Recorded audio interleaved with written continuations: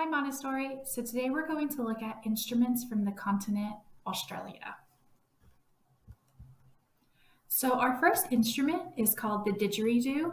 This is an Aborigine instrument, and the Aborigine are the native people to Australia. And this instrument can be from 3 feet to 10 feet long. So imagine two of this Miss Beckham on top of each other, and that's how big this instrument can be. Twice as big as me. Wow, can't imagine.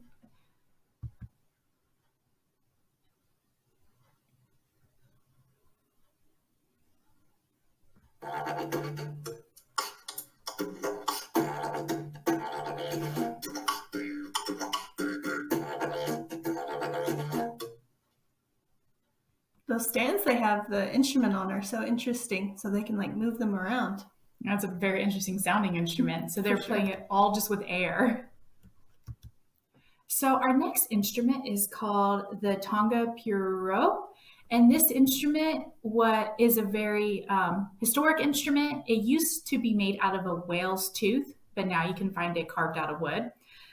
It was used a lot for multiple reasons, whether to call to arms, to say good morning to the tribe, to start harvesting, a call to prayer. It was just used ritualistically in many different ways. And it is from the Maori people.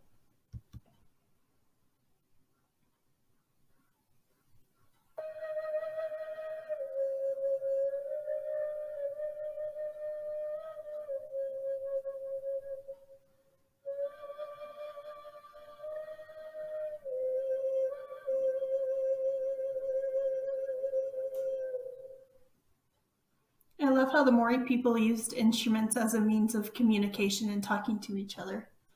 Yes, That's very interesting. it is. And this next instrument is also a communication. That is trying to get me.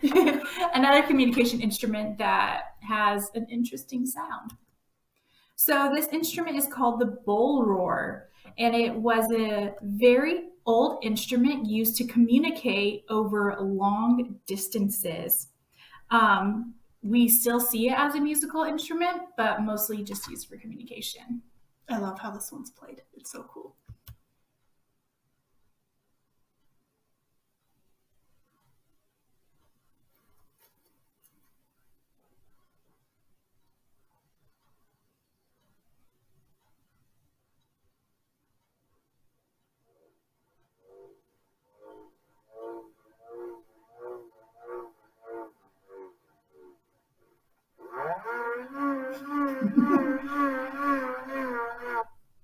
And what did you say you thought it sounded like earlier? It reminds me of like a lawnmower or something like that. I was like an engine.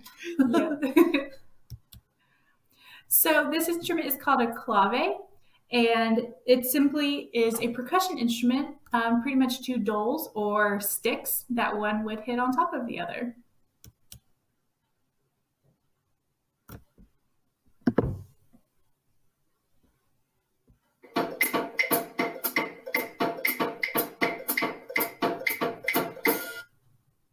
It reminds me of the rhythm sticks we have in our classroom, but it has almost like a higher pitch when he hits the claves together. Yes, it's supposed to be described as a bright clicking sound. That's a good description. This next instrument is a traditional Aborigine instrument also. It's called the clapstick, and it is meant to keep rhythm for the Aborigine people who are chanting or playing the didgeridoo. And so we're going to see someone playing it that is dressed up in the traditional Aborigine style.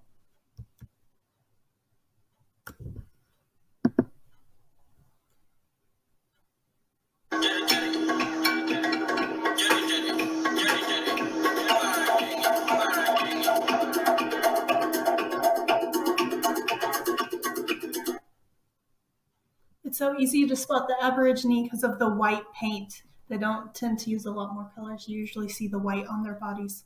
Mm-hmm. All right, you ready for a really fun instrument? I'm ready. All right. Oh, it's my favorite. So this is called a loggerphone. If the Aborigine people make it, they use seashells to make the jangle noise that you will see. But now people use bottle caps, which is where it gets its name, loggerphone. This is also called a monkey stick because buskers, who are people who play music on the streets for money, sometimes would use monkeys to help attract people to their music. And now people also call it a monkey stick. How fun. So let's see how this is played.